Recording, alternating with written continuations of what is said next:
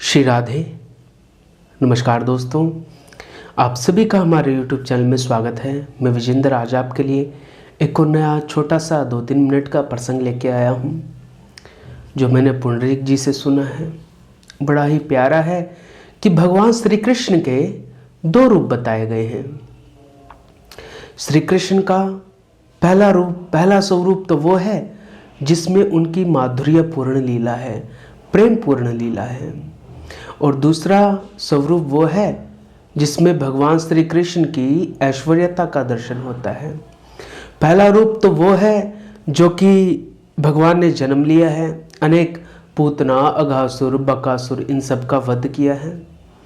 गोपियों के घर गए हैं, वहाँ जाके भगवान ने माखन चोरी की लीलाएं की हैं। ये भगवान श्री कृष्ण का माधुर्य का स्वरूप है। ये स्वरूप आपको मथुरा जाने तक ही दिखेगा। श्री कृष्ण एक बार मथुरा चले गए तो ये स्वरूप नहीं देख पाओगे आप कि ग्वाल बालों के साथ जो भोजन करता है, जिसे देख के ब्रह्मा जी की भी बुद्धि चकरा जाती है कि ये कैसा ब्रह्म है, इन ग्वालों के साथ ये भोजन कर रहा है। तो उसका जवाब भी दिया है। भगवान श्री कृष्ण का माधुर्य स्वरूप, प्रेम का स्वरूप सहन करना सबके बस की बात नहीं है। दिल चाहिए बहुत बड़ा कि ब्रह्म ऐसी लीला भी कर सकता है। उसके लिए तो गोपी हृदय होना पड़ता है, तभी भाव समझ में आता है। गोपी और किसी स्त्री का नाम नहीं है, गोपी एक भाव है जिसे प्रेम कह सकते हैं, प्रेम भाव। क्योंकि मैंने कई लोगों को कहते हुए सुना है, अरे भगवान श्री कृष्ण की तो कोई ऐसी बाल लीला थी ही नहीं, वो क्यों किसी के घर मक्खन चुराएंगे।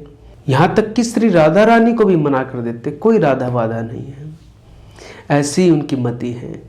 तो वो भगवान श्री कृष्ण के ऐश्वर्य रूप को मानते हैं, जिन्होंने केवल श्रीमद् भगवत गीता का ज्ञान दिया है, महाभारत का युद्ध कराया है, और जिसमें पूर्ण परमात्मा ब्रह्म के दर्शन होते हैं। जबकि प्रेम भाव में तो आपके और मेरे जैसा ही लगता है। प्रेम है तो है, बस इतनी सी ही बात है। प्रेम में सब आ जाता है, प्रेम पूर्ण करता है। तो आप भी बताइए, आपको भगवान श्री कृष्ण के कौन से स्वरूप का वर्णन है।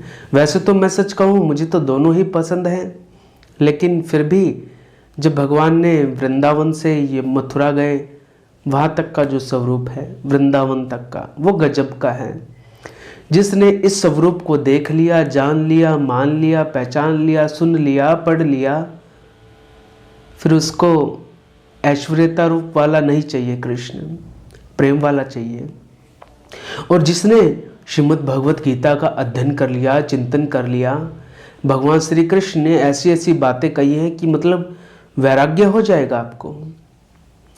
तो फिर वो प्रेम की बातें नहीं करेगा, वो केवल वही बात करेगा कि आप कर्मयोग में लगिए, ज्ञान योग में लगिए, ध्यान योग में लगिए। हालांकि उसमें भक्ति योग के बारे में भी है, लेकिन फिर भी ज़्यादातर लोग वहाँ से कर्मयोग को ही सीखते हैं।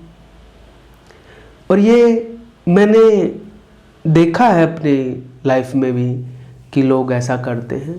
तो हमें तो दोनों ही स्वरूप पसंद हैं, फिर भी कहीं मन झुकता है तो उनकी तिरछी चितवन पे बाकी मुस्कान पे, है ना वो भजन कि तिरछी चितवन बाकी मुस्कान मेरे नंद गोपाल की, तिरछी चितवन बाकी मुस्कान मेरे नंद गोपाल की।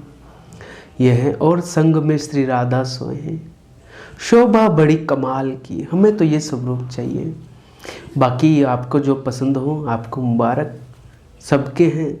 सब जाकी रही भावना जैसी, प्रभु मूरत देखी तिन तैसी। जिसकी जैसी भावना होगी श्री कृष्ण उसको वैसे ही दिख जाएंगे, इसमें कोई भी शंका करने वाली बात नहीं है। तो ये भगवान श्री कृष्ण का स्वरूप ये वीडियो में आप तक लेके आया। आगे भी कुछ कथा कहानियाँ, किस्से प्रसंग आप तक लाता रहूँगा। आज के छोटे से कथा प्रसंग को यहीं विराम। आपको मेरा प्रणाम। जय श्री राम। आप भी बताइएगा आपको श्री कृष्ण का कौन सा स्वरूप पसंद है और क्यों। जय जय श्री राधे।